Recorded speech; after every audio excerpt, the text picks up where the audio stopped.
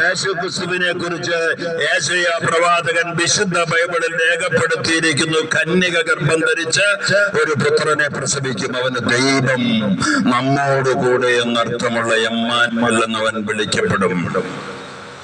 ഈശപുത്രം ക്ഷമാം വിധി കുമാരി ഗർഭസംഭവം. ഇനി മൂന്നാമത്തെ അടയാളം ഈ പ്രജാപതിയുടെ മൂന്നാമത്തെ അടയാളം, അവന്റെ തലയിൽ കാട്ടുവള്ളി ചുറ്റിയിരിക്കണം.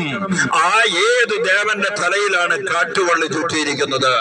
യേശുക്രിസ്തുവിനെ പടയാളികളും നിയമജരും ഇസ്രായേലിലെ പുരോഹിതരെല്ലാം ചേർന്ന് മരണത്തിന് വിധിച്ചു. എന്തിനാ മരണത്തിന് വിധിച്ചത്?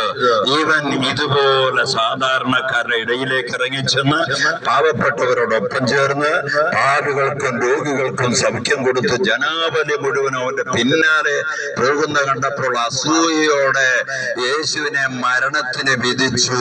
കൊല്ലാനായി യേശുവിനെ വിധിച്ചു. പിടിച്ചപ്പോൾ യേശു അറിയപ്പെടുന്നത് എങ്ങനെയാണ്?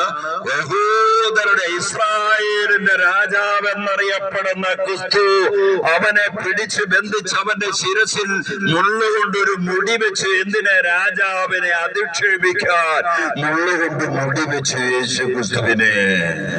മൂന്നാമത്തെ അടയാളം, ഈ പ്രജാപതിയുടെ തലയിൽ കാട്ടുവള്ളി ചുറ്റിയിരിക്കണം. മുള്ളുകൊണ്ട് മെടഞ്ഞ മുൾമുടി അവന്റെ ശിരസിൽ അടിച്ചു തറച്ചു.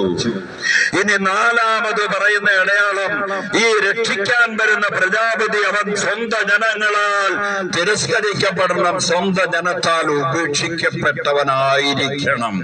യേശുക്രിസ്തുവിനെ തന്റെ സ്വന്തം ജനമെന്ന് പറയുന്ന യഹൂദര ഇസ്രായേൽക്കാരാണ് വിളിച്ചു പറഞ്ഞത്. അവിടെയുള്ള അധികാരികളും നിയമജരും പരിസയരുമായ ബഹുഭൂരിപക്ഷം വരുന്ന നിയമജർ ആളുകളാണ് വിളിച്ചു പറഞ്ഞത്, അവനെ കൊണ്ടുപോയി കുരിശിൽ തറയ്ക്ക്.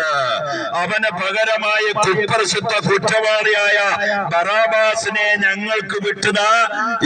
അവന് പകരമായി യേശുവിനെ കൊണ്ട് കുരിശിൽ തറയ്ക്കാൻ വേണ്ടി ആക്രോശിച്ചതും വിളിച്ചു പറഞ്ഞതുമെല്ലാം ഈ യഹൂദ പ്രമാണിമാരാണ്. യേശുവിന്റെ സ്വന്തം ജനമായ യഹൂദരാണ് യേശുവിനെ കൊല്ലാൻ ആക്രോശിച്ചത്. അപ്പൊ നാലാമത്തെ അടയാളം എന്താണ്? അവൻ സ്വന്തം ജനത്താൽ പരിത്യജിക്കപ്പെടണം. യോഹന്നാന്റെ സുവിശേഷത്തിൽ അത് വളരെ വ്യക്തമായി എഴുതിയിട്ടുണ്ട്. യോഹന്നാൻ 1:12. അവൻ തന്റെ ജനത്തിന്റെ അടുത്തേക്ക് വന്നു രക്ഷിക്കാൻ, പാപം മോചിക്കാൻ, രക്ഷയിലേക്ക് നയിക്കാൻ തന്റെ സ്വന്തം ജനത്തിന്റെ അടുത്തേക്ക് വന്നു. എന്നാൽ അവർ അവനെ സ്വീകരിച്ചില്ല. നാലാമത്തെ അടയാളം, സ്വന്തം ജനത്താൽ തിരസ്കരിക്കപ്പെട്ടവനാണ്. ഇനി അഞ്ചാമത്തെ അടയാളം, ഈ പ്രജാപതിയുടെ